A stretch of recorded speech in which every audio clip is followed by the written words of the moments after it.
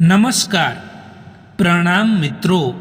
સ્વાગત છે તમારું એક નવા વિડીયોમાં. દોસ્તો, ઘણા લોકો જીવનમાં એવા હોય છે કે જે એકબીજાનું અપમાન કરતા હોય છે, ઈર્ષા કરતા હોય છે. આજના વિડીયોમાં કોઈનું અપમાન ન કરવું જોઈએ અને જીવનમાં કેવી રીતે આગળ વધી શકાય એ વિશેના સારા વિચારો છે. તો દોસ્તો, ચેનલમાં નવા હો તો લાઈક, શેર અને સબસ્ક્રાઈબ જરૂર કરો અને વિડીયોને અંત સુધી જરૂર જુઓ, જેથી પૂરતી માહિતી મળી શકે. તો ચાલો શરૂ કરીએ. નંબર 1, મિત્રો, ક્યારેય કોઈનું અપમાન કે ઈર્ષા ના કરવી જોઈએ, કારણ કે દરેકની જિંદગીમાં એક રાત એવી પણ આવે છે કે જે રાત પછી સવાર નથી થતું. નંબર 2, વાદો નિભાવી ના શકો તો કોઈને વાદો કરશો નહીં, કારણ કે આમાં તો ફક્ત તમારો વાદો જ તૂટે છે, પરંતુ સામેવાળાનું દિલ તૂટી જાય છે. નંબર 3, કડવું છે પરંતુ સત્ય છે. મિત્રો, કે જે માણસ માટે તમે હંમેશા માટે અવેલેબલ રહેશો, એ માણસ જ તમારી કદર નહીં કરી શકે. નંબર 4, કોઈ બીજાની વાતોમાં આવીને કોઈ પણ માણસની ખોટી ઇમેજ આપણા દિલમાં બનાવવી એ સૌથી મોટી બેવકૂફી છે. મિત્રો, જે લોકો દિલના સાફ હોય છે, લોકો એમને જ સૌથી વધારે બેવકૂફ ગણતા હોય છે. અશાંત તમે એટલા માટે છો કે તમારે જે વસ્તુની જરૂર નથી, તમે એ વસ્તુની પાછળ પડ્યા છો. એક વાત યાદ રાખજો દોસ્તો, કે ખરાબ સમયમાં કોઈ નજીક નથી આવતું અને સારા સમયમાં કોઈને ઇન્વિટેશન પણ નથી આપવું પડતું. આ સંસારમાં સૌથી વધુ સુખી છે જે પોતાના ઘરમાં શાંતિ મેળવી શકે છે. બીજો માણસ આપણા પર વિશ્વાસ મૂકી શકે, એ જ જીવનની સૌથી મોટી સફળતા છે.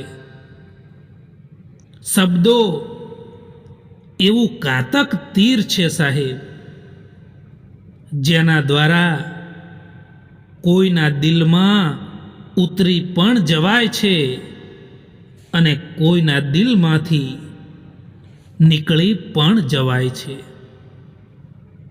આજકાલ પગે લાગવું એ જ સન્માન નથી રહ્યું. કોઈ આવે અને મોબાઈલને સાઈડમાં રાખી દેવો એ પણ એક મોટું સન્માન છે. વળાંક તો બધાની જિંદગીમાં આવતા જ હોય છે. બસ કોઈ માટે એ સબક તો કોઈ માટે નવી જિંદગીનો વળાંક લઈને આવતા હોય છે.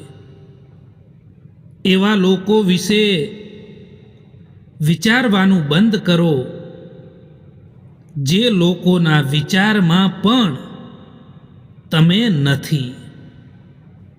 હંમેશા એ લોકોનું જ દિલ તૂટે છે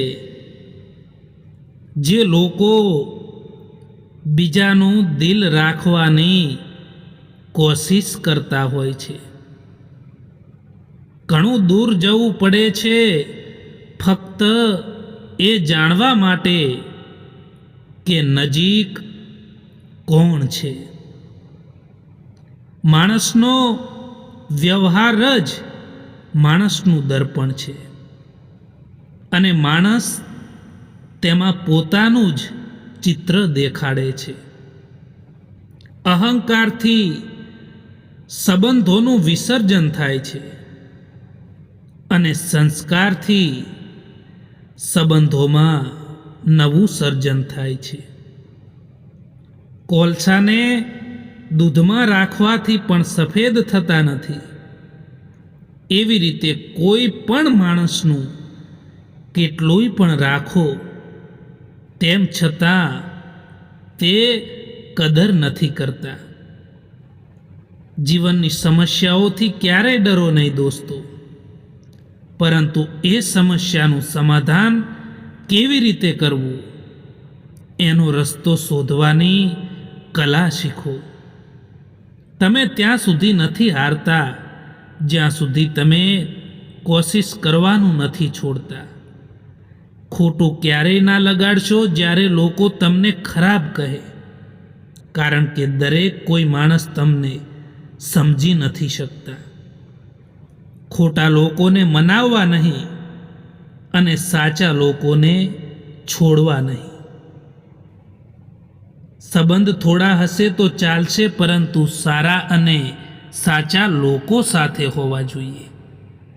બધા જ દુઃખ સહન થઈ જાય છે માણસથી, પરંતુ જ્યારે માણસની તેની લાગણીઓને માન ના મળે ત્યારે માણસ અંદરથી તૂટી જતો હોય છે.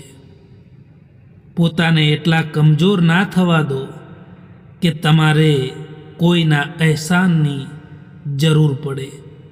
જિંદગીને સમજવી છે તો પાછળ જુઓ અને જિંદગીને જીવવી છે તો આગળ જુઓ.